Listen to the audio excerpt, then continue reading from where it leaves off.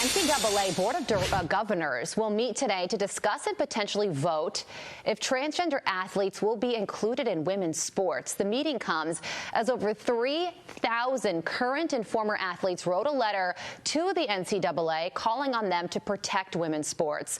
Paula Scanlon and Adriana McLam are former NCAA athletes. They signed on to this letter, and they both join me now. Paula, good morning to you. Adriana as well. But to you first, Paula, what do you think about this meeting that's going to be happening later today?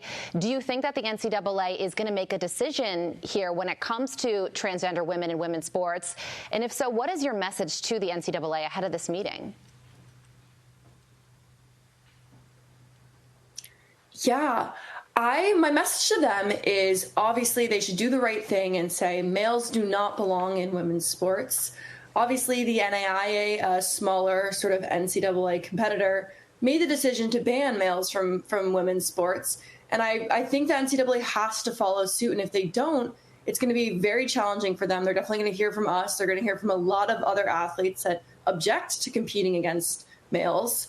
But I'm very, very interested to see what they end up doing with that. Obviously, if they don't end up making this decision, it's going to look so much worse on them. The right thing to do is to say no to having males competing.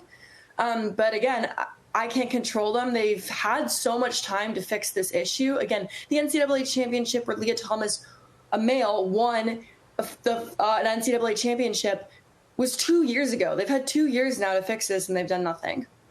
Adriana, what is your message to the NCAA? Yeah, the big thing is to provide female athletes the opportunities that athletes like myself and Paula were provided. And by letting biological males compete in women's sports, they're taking away scholarship opportunities, roster spots, starting positions away from many athletes. And we want them to step up, just like Paula said, like the NAIA did, and protect the athletes that they represent. And I will also say that number 3,000 is now at 6,000 and climbing. I got the report this morning. Oh, wow. More than double what we learned about last night. So there is, there's obviously a huge momentum on your side of the argument. On the other side of it, there's a group called Athlete Ally, Paula, and they also wrote to the NCAA. They define themselves as a queer sports advocacy group.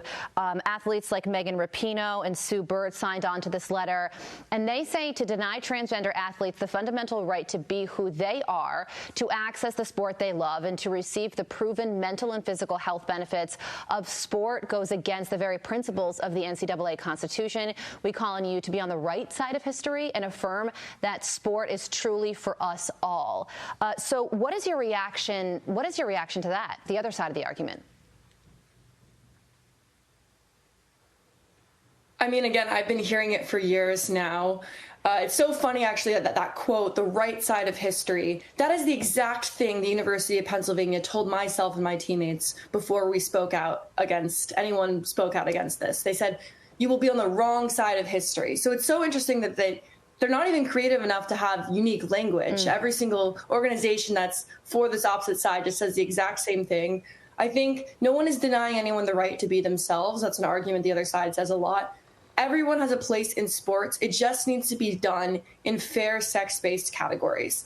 And again, people who argue against this, these women, these female athletes, Sue Bird, Megan Rapinoe, they would not be the athletes that they were if they had to compete alongside males. And to shut the door on female athletes that follow them is frankly just incredibly selfish of them. Well, we will see what takes place after this meeting today. Paula, Adriana, it could be a big day or nothing could happen at all. We'll have to wait and see. Thank you so much for joining us. Thank you.